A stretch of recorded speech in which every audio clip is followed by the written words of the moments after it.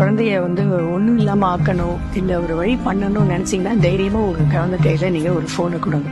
வேற எதுவுமே நீங்க பண்ண வேண்டாம். ஆட்டோமேட்டிக்கா குழந்தையோட லைஃப் கீழே போயிட்டே இருக்கு. ரொம்ப முக்கியம் ஸ்கிரீன் டைம். ஸ்கிரீன் டைமை குழந்தைக்கு எவ்வளவுக்கு அளவுக்கு நீங்க கம்மி பண்றீங்களோ அவ்வளவுக்கு அளவுக்கு உங்க குழந்தையோட போக்கஸ் ஆகட்டும், கான்சென்ட்ரேஷன், எல்லாத்த விட பேச்சு, திங்கிங் கெப்பாசிட்டி இது ரொம்ப முக்கியம். எவ்வளவுக்கு அளவுக்கு உங்க குழந்தை போன்லயே இருக்கிறானோ முதல்ல அவன் ஸ்டாப் ஆகிறது அவனோட பேச்சு. அதுக்கப்புறம் யோசிக்கிற திறன் கண்டிப்பா போயிடும் குழந்தைங்க மேம் இன்னும் என் குழந்தை பேச ஆரம்பிக்கல.